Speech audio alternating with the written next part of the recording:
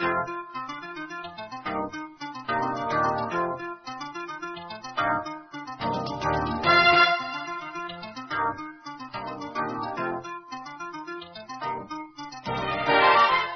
creatures at birth are supplied with everything they need for successful survival. All creatures except one are supplied with a set of instincts that will do the job for them, and because of that, they don't need much of a brain. Take the magnificent bald eagle, for example. My wife and I saw dozens of them on a recent fishing trip in Alaska. To see one of them come swooping down and pluck a live and sizable fish from the water on a single pass is astonishing. More astonishing still is the eagle's eyesight, and because of its need to see small rodents moving in the grass from high altitudes or a fish just inches under the surface of the water, its incredible eyes take up just about all of the space in its head. For the eagle, its eyes are the most important thing, and everything else works in unison with them. Its brain is tiny and rudimentary. It doesn't think or plan or remember, it simply acts in accordance with stimuli. And it's the same with most other living creatures. Even the beautiful porpoise with a much larger brain and the chimpanzee are easily tamed and taught. Only one takes 20 years to mature and has dominion over all the rest and the earth itself, and has today the power to destroy all life on earth in a couple of hours. Only one is given the godlike power to fashion its own life according to the images it holds in its remarkable mind.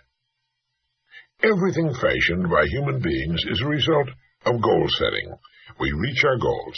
That's how we know that the diseases that plague us will be conquered. We've set goals to eradicate every disease that plagues us, and eradicate them we will, one by one. We have never set a goal that we have not reached, even landing on the moon, or are now in the process of reaching. No one ever made a purposeful accomplishment without a clear goal toward which to work.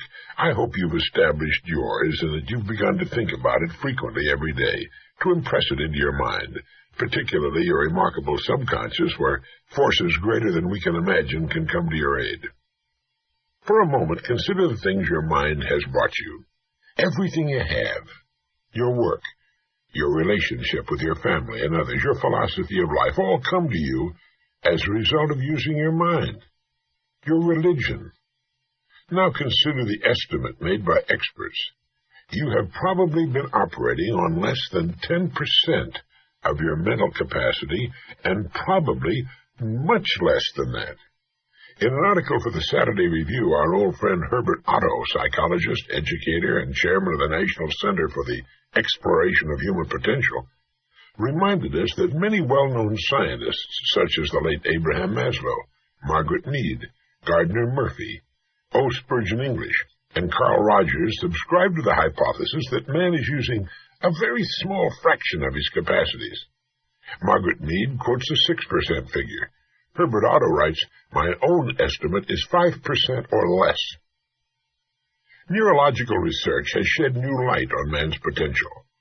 Work at the UCLA Brain Research Institute points to enormous abilities latent in everyone by suggesting an incredible hypothesis. They said the ultimate creative capacity of the human brain may be, for all practical purposes, infinite. To use the computer analogy, man is a vast storehouse of data, but we have not learned how to program ourselves to utilize these data for problem-solving purposes. The following appeared in Soviet Life Today, a USSR English-language magazine. It said the latest findings in anthropology, psychology, logic, and physiology show that the potential of the human mind is very great indeed. As soon as modern science gave us some understanding of the structure and work of the human brain, we were struck with its enormous reserve capacity, writes Yefremov, eminent Soviet scholar and writer. He continues, "Man, under average conditions of work and life, uses only a small part of his thinking equipment. If we were able to force our brain to work at only half its capacity, we could, without any difficulty whatever, learn 40 languages, memorize the large Soviet encyclopedia from cover to cover, and complete the required courses of dozens of colleges. End of quote. That statement is hardly an exaggeration. It's the generally accepted theoretical view of man's mental potentials. Now, how can we tap this gigantic potential? It's a big and very complex problem with many ramifications. But as Herbert Otto points out, it's clear that persons who live close to their capacity, who continue to activate their potential, have a pronounced sense of well-being and considerable energy. They see themselves as leading purposeful and creative lives. The way most people use their minds can be compared to the time back in the early 19th century when just the eastern coast of the North American continent was settled, just a strip along the east coast. To the west stretched the raw, undeveloped great bulk of what was later to become the incredibly rich 90% of the economy. 90%, which resulted in the standard of living enjoyed today by Americans. If everything you have is the result of using just 5% of your mind, consider for a moment what it will mean to you and your family if you can increase this percentage. This cassette will show you how to use infinitely more of your mental powers, how to develop some of that more than 90% virgin territory. None of us, as a rule, has the slightest notion of the real capabilities of his or her mind, but believe me when I say that your mind can be compared to an undiscovered gold mine, and it makes no difference whether you're 17 or 70. Look at it this way. Your goal is in the future. Your problem is to bridge the gap which exists between where you now are and the goal you intend to reach. This is the problem to solve. Robert Seashore, then chairman of the Department of Psychology at Northwestern University, pointed out that successful people are not people without problems. They're simply people who've learned to solve their problems. And there you have it.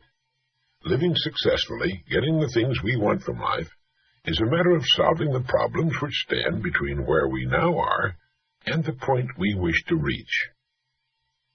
No one is without problems. They're part of living. But let me show you how much time we waste in worrying about the wrong problems. Here's a reliable estimate of the things people worry about. Things that never happen, 40%. Things over and past that can never be changed by all the worry in the world, 30%. Needless worries about our health, 12%. Petty miscellaneous worries, 10%. Real, legitimate worries, 8%. In short, 92% of the average person's worries take up valuable time, cause painful stress, even mental anguish, and are absolutely unnecessary. And of the real, legitimate worries, there are two kinds. There are the problems we can solve, and there are the problems beyond our ability to personally solve. But most of our real problems usually fall into the first group, the ones we can solve if we'll learn how. There must be millions of people today who feel they're being barred from the life they want because they look upon problems not as challenges to be met, but as wide chasms beyond their ability to bridge. A little research proves that successful people have the same kinds of problems. One of the very real benefits of working with a psychologist or psychiatrist comes from learning that there are hundreds of thousands, even millions of other people with problems identical to our own. So the whole thing boils down to a matter not of problems which are common to us all, but to our ability to solve them. Now, I'm going to assume you've decided on a goal. Remember, you will become and you will achieve what you think about. That is, if you stay with it, you'll reach your goal. But how? It's right here that your mind comes into play. What is your mind really? Nobody knows for sure. Perhaps the best way to describe it is to quote Pulitzer Prize-winning playwright Archibald MacLeish. In his play, The Secret of Freedom, a character says, "The only thing about a man that is a man is his mind. Everything else you can find in a pig or a horse." That's uncomfortably true. The human mind is the one thing that separates us from the rest of the creatures on Earth. Everything that means anything to us comes to us through our minds, our love of our families, our beliefs, all of our talents, knowledge, abilities. Everything is reflected through our minds. Anything that comes to us in the future will almost certainly come to us as a result of the extent to which we use our minds. and yet it's the last place on earth the average person will turn to for help. Do you know why? Do you know why people don't automatically turn their own vast mental resources on when faced with a problem? It's because they never learned to think. Now that is a fact, believe it or not. Most people never think at all during the entire course of their lives. They remember, but that's not thinking creatively or in new directions.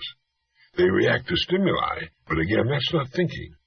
Remembering to set the alarm at night and getting up when it rings in the morning does not take thought, nor does showering, shaving, getting dressed, eating breakfast, going to work. At work, we once again fall into comfortable routines. At quitting time, we go home and start repeating the process. Most people, let me say it again, do not know how to think. When they're faced with a problem, they will go to any length to avoid thinking. They will ask advice from the most illogical people, usually people who don't know any more than they do, next-door neighbors, members of their families. Very few of them have reference books, but much more important than that, only one in I don't know how many thousands will take a large notepad, write the problem at the top of the page, and then deliberately turn on his or her thinking apparatus. But some people do think. They do indeed. In order to reflect a moment on the human mind, consider what it's accomplished. As you do, realize that we are developing so rapidly that we've come further in the realm of progress in the past 50 years than in all the preceding 10,000 years of human civilization. Of all the scientists who ever lived, it's estimated that 90% of them are alive today. We've reached in the area of ideas and human advancement a plateau so high it was undreamed of by even the most optimistic forecasters as recently as 30 years ago. But every new idea triggers additional ideas, so that now we're in an era of compounding advancement on every front and in every area that stagger the imagination. The harnessing of the power of the sun in our atomic plants and ships, the speed of light computers, which in minutes save months and years of calculating drudgery. Every man-made thing you see and touch spawned from the most powerful agency in the world, the human mind. Dr. Harlow Shapley of Harvard has said that we're now entering an entirely new age of man. He calls it the Psychozoic age, the age of the mind.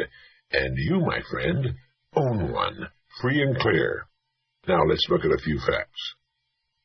The 40-hour week long standard is in imminent likelihood of being even further shortened.